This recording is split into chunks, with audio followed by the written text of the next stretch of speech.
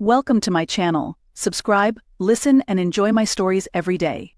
I've always admired the way Melissa gets ready for work each morning. She's meticulous, almost ritualistic, in her routine foundation, mascara, blush, lipstick, every detail perfect. Her clothes are always impeccably chosen, each outfit radiating professionalism and subtle allure. I'd never doubted her fidelity. We'd been married for 5 years, and although the passion had dulled, I believed our commitment was solid. Until last Tuesday. That morning, as she kissed me goodbye, I caught an unfamiliar scent lingering on her clothes, a cologne I didn't recognize. It wasn't the soft floral perfume she usually wore. This was musky, masculine, invasive. It gnawed at me all day, an unwelcome intruder in my thoughts. After a sleepless night, I decided to investigate. She'd left her phone on the nightstand as she showered, steam curling out from beneath the bathroom door. With a heart pounding in my chest, I picked it up. Melissa's lock screen code was no secret. She trusted me enough not to hide it. My fingers hovered over the screen for a moment before typing it in. I opened her messages, scrolling through the usual chatter with friends and colleagues until I found a thread with a name I didn't recognize: Derek. My gut twisted as I read through their conversations. It started innocuously enough, but soon they became more personal, more intimate. My eyes locked on a message from him: "Can't wait to see you tonight. Our secret place. Same time." I heard the shower turn off. Panic surged through me, and I quickly put the phone back, sliding under the covers and pretending to be asleep.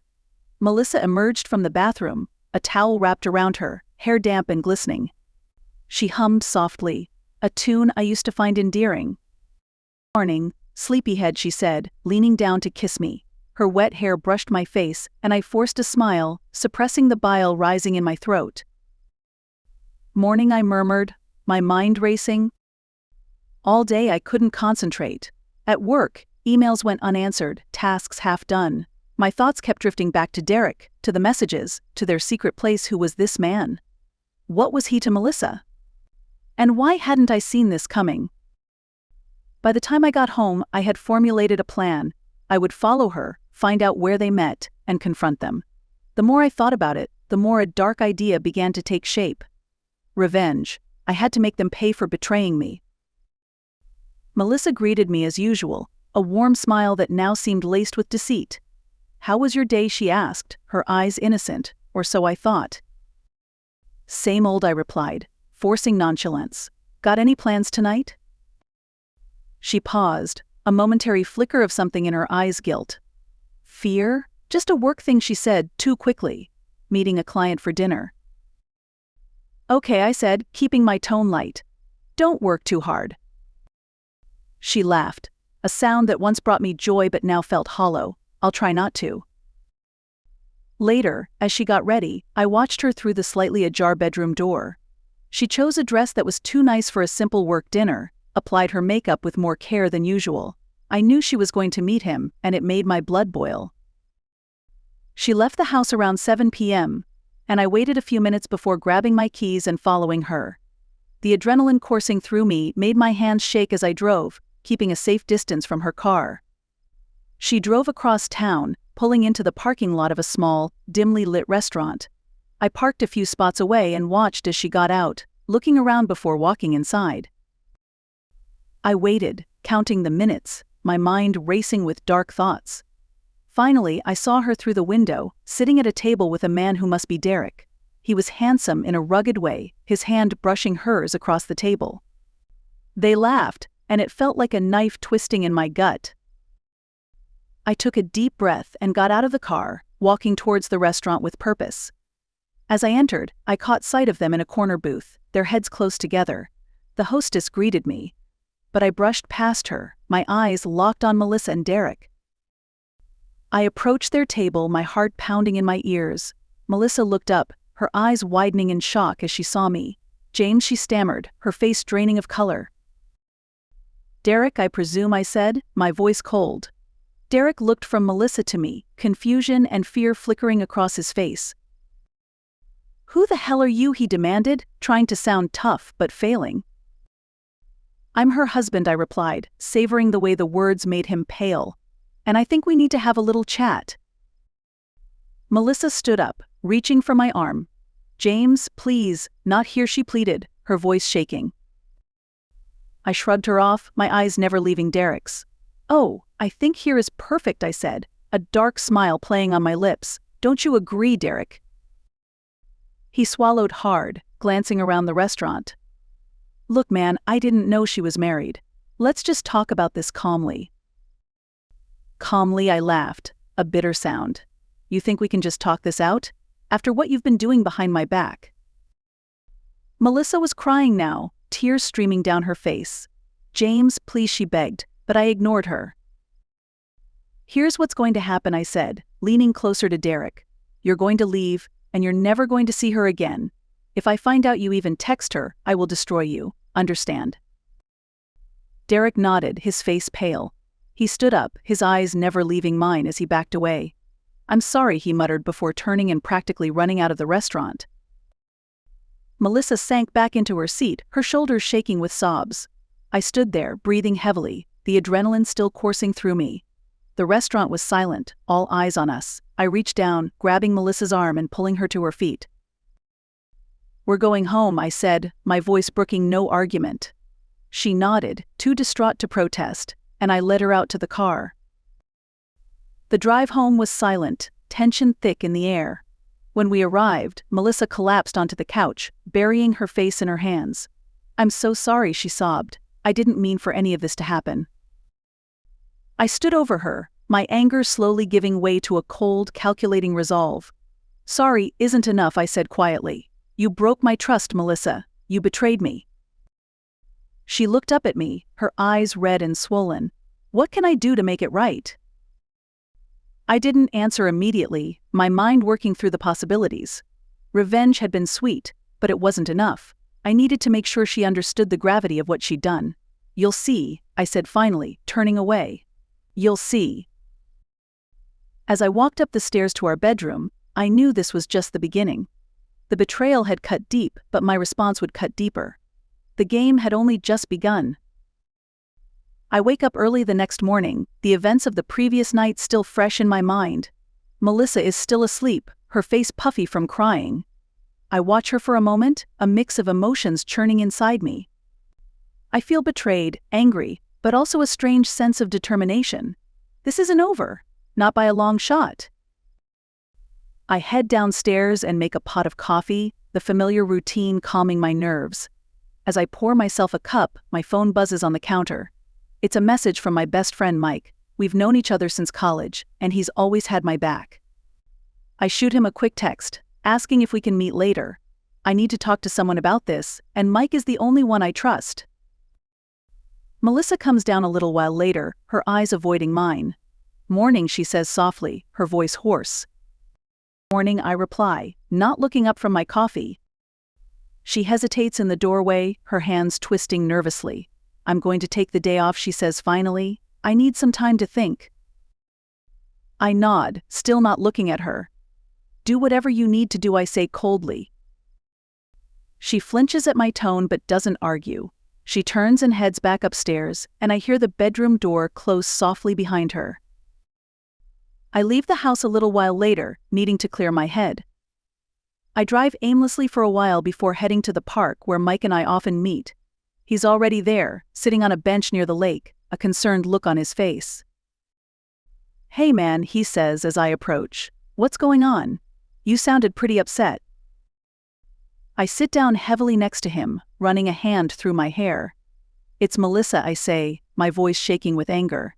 She's been seeing someone else. I caught her last night. Mike's eyes widen in shock. Are you serious? What the hell happened? I tell him everything, from the strange scent on her clothes to the messages I found and the confrontation at the restaurant. By the time I'm finished, Mike looks as angry as I feel. That's messed up, he says, shaking his head. I can't believe she would do that to you. What are you going to do?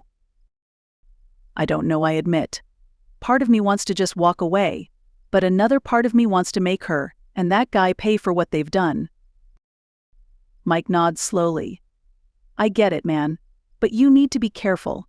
You don't want to do something you'll regret. I know, I say, frustration evident in my voice, but I can't just let this go. I need to do something. Mike is silent for a moment. Then he looks at me with a determined expression. All right, if you're serious about this, then I'll help you. We'll figure out a way to make them pay without getting ourselves into trouble. I feel a surge of gratitude for my friend. Thanks, Mike. I appreciate it. He claps me on the shoulder. That's what friends are for. Now, let's figure out our next move. We spend the next couple of hours brainstorming ideas. Mike suggests we gather more evidence before making any moves. We need to know exactly what we're dealing with, he says. We need to find out who this Derek guy is and what his relationship with Melissa really is. I agree, and we decide to start by following Melissa. If she's been meeting Derek regularly, we should be able to catch them together again. I feel a grim sense of satisfaction at the thought. This time, I'll be prepared. We part ways with a plan in place, and I head home feeling more in control. When I walk in, Melissa is sitting on the couch, staring blankly at the TV. She looks up as I enter, her eyes wary. "Where did you go?" she asks quietly. "Out," I say shortly. I needed to clear my head. She nods, looking down at her hands. "I'm sorry, James," she says, her voice trembling. "I never meant for this to happen." I stare at her for a moment, a part of me wanting to believe her.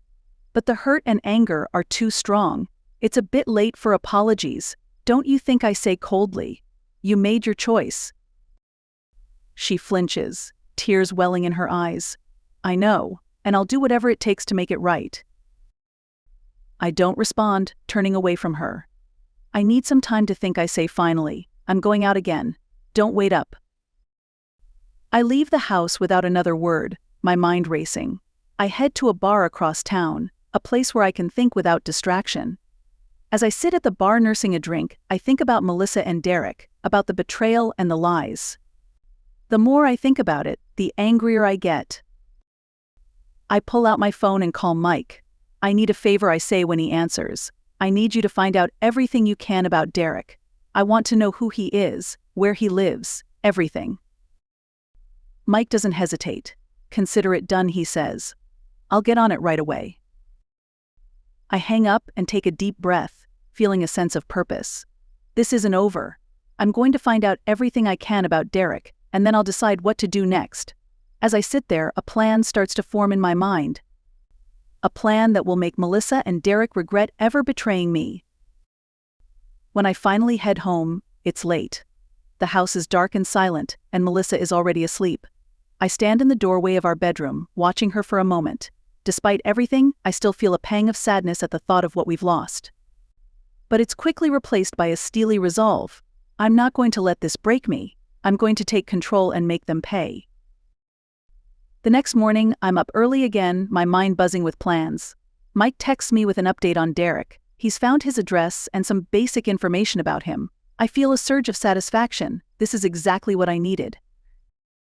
I call Mike, and we make plans to meet later. I want to go over the information he's found and figure out our next steps. As I hang up, I feel a strange sense of anticipation. This is just the beginning. Melissa and Derek have no idea what's coming. As I head downstairs, Melissa is in the kitchen, making breakfast. She looks up as I enter, her expression tentative. "Good morning," she says softly. "Morning," I reply, my tone neutral. I can see the relief in her eyes, but it doesn't soften my resolve. I'm playing a long game, and I can't afford to let my guard down. We eat breakfast in silence, the tension between us palpable. When I finish, I stand up and grab my keys. "I have to go," I say. "I'll be back later." "Where are you going?" she asks, her voice trembling. "Out," I say shortly. "Don't wait up." As I walk out the door, I feel a sense of grim satisfaction. This is just the beginning. Melissa and Derek have no idea what's coming, and by the time I'm done, they'll regret ever crossing me. I spend the rest of the day with Mike, poring over the information he's gathered on Derek. We sit in his cramped apartment, the walls covered with posters of rock bands and sports teams, the faint smell of old pizza lingering in the air. "Okay, here's what we know," Mike says, spreading the papers out on the coffee table. "Derek Williams, 34 years old, works at a marketing firm downtown, divorced, no kids, lives alone in a condo a few miles from here." I study the papers, my mind racing. Does he have any family in the area? Friends? Mike shakes his head. Not that I could find. He's pretty private. But I did find this. He hands me a printout of Derek's social media profile. He's not very active, but he posts occasionally, mostly about work and the occasional outing. I look at the profile, noting the carefully curated images of Derek at work events, smiling with colleagues, and the occasional scenic photo. We need to find out more about his routine, I say, where he goes, who he sees. If we're going to catch him off guard, we need to know his schedule. Mike nods. I can do some more digging. Maybe follow him for a few days, see what he's up to. Good, I say, feeling a sense of satisfaction. Let's start tonight. I'll meet you here after work. We part ways and I head home, my mind buzzing with plans. When I walk in, Melissa is in the kitchen, chopping vegetables for dinner. She looks up as I enter, her eyes wary. How was your day, she asks, her voice tentative. Busy, I reply curtly, not meeting her gaze. I've got some work to do tonight, so I'll be out for a while. She nods, her shoulders sagging slightly. Okay. I head upstairs to change, my mind already focused on the evening ahead. I can feel the tension between us, but I push it aside. There will be time to deal with that later. Right now I have a mission. As I head back downstairs, I grab my keys and head for the door. Don't wait up, I say over my shoulder. Melissa doesn't respond, and I can feel her eyes on me as I leave. The drive to Mike's place is filled with a mix of anticipation and anger. I'm determined to see this through, no matter what. When I arrive, Mike is already waiting for me, a pair of binoculars slung around his neck. Ready, he asks, his eyes gleaming with excitement. Let's do this, I reply. We drive to Derek's condo, parking a few blocks away to avoid suspicion.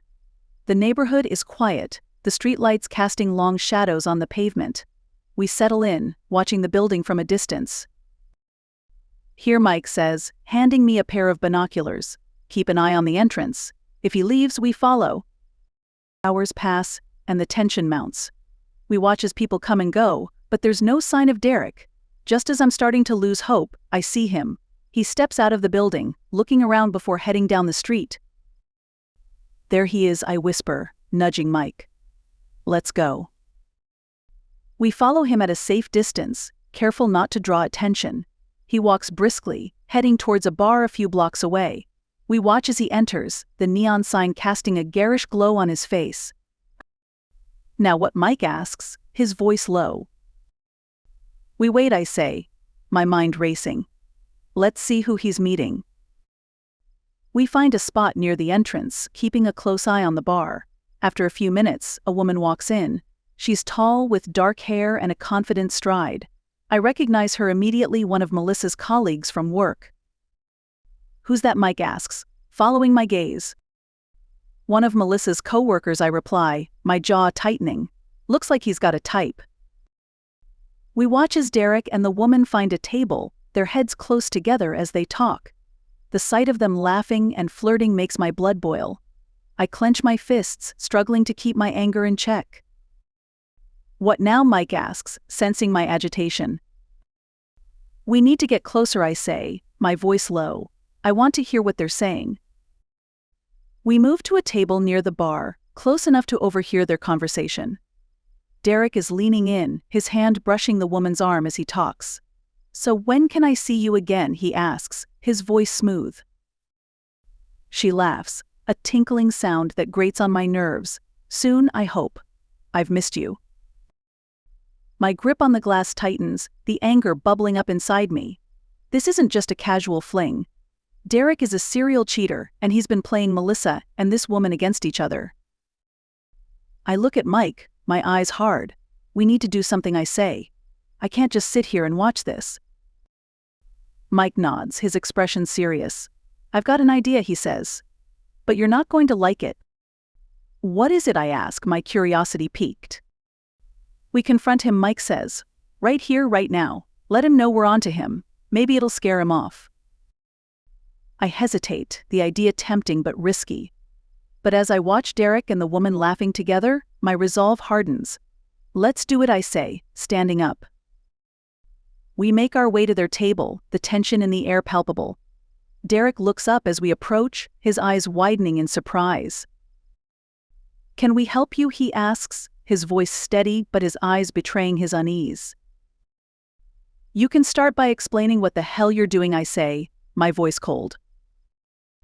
The woman looks confused, glancing between Derek and me. "Do you know these guys?" she asks, her tone wary. Derek tries to play it cool, but I can see the fear in his eyes. "I don't know what you're talking about," he says, his voice a little too smooth. "Cut the crap," Mike says, stepping forward. "We know about you and Melissa. And now this. How many women are you stringing along?" The woman's face pales, and she stands up abruptly. "What is this, Derek?" He stammers, his facade crumbling. "It's not what it looks like, Lisa. I can explain." But Lisa isn't listening. She grabs her bag and storms out of the bar, leaving Derek to face us alone. "Look," he says, his voice desperate. "I don't want any trouble. Can we just talk about this?" "We're done talking," I say, my voice ice cold. "Stay away from Melissa, and if I ever see you near her again, you'll regret it." Derek nods, his face ashen. Okay, I'll stay away. Just please, leave me alone." Mike and I turn and walk out of the bar, the adrenaline still coursing through my veins. As we step into the cool night air, I feel a strange sense of satisfaction. This is just the beginning. Derek might be out of the picture for now, but I'm not done. Not by a long shot. When I get home, Melissa is waiting for me, her eyes red and swollen from crying. "Where have you been?" she asks, her voice trembling. "Out," I say shortly. "I had some things to take care of." She looks at me, her eyes pleading. "James, please. I'm sorry. I'll do anything to make this right." I stare at her for a moment, the anger and hurt still fresh. "We'll see," I say finally, turning away. "We'll see." As I head upstairs to bed, I can't shake the feeling that this is far from over. Melissa and Derek may be out of my life, but the betrayal still lingers. And I'm determined to see this through to the end. Whatever it takes. The next few days pass in a tense blur. Melissa and I exist in a strained silence, each of us pretending to live our lives while a storm brews beneath the surface. Mike and I continue to keep an eye on Derek, making sure he keeps his distance. One evening, just as the sun is setting, Mike calls me. "You need to get over here," he says, his voice urgent. "I found something big." I grab my keys and head over to Mike's place, my mind racing. When I arrive, he's pacing the living room, a look of grim determination on his face. "What is it?" I ask, the tension in my voice matching his. Mike hands me a folder, his expression serious. "It's about Derek. There's more to him than we thought." I open the folder and start reading. My eyes widen as I take in the details. Derek isn't just some random guy Melissa met. He has a history, a criminal record for fraud and embezzlement, and it gets worse. "Are you sure about this?" I ask, looking up at Mike. He nods. I triple-checked. Derek Williams isn't his real name. He's been using different aliases for years, conning women and stealing their money. He's dangerous, James. A cold shiver runs down my spine. This changes everything. It's no longer just about betrayal, it's about danger. Melissa is in over her head, and she doesn't even know it.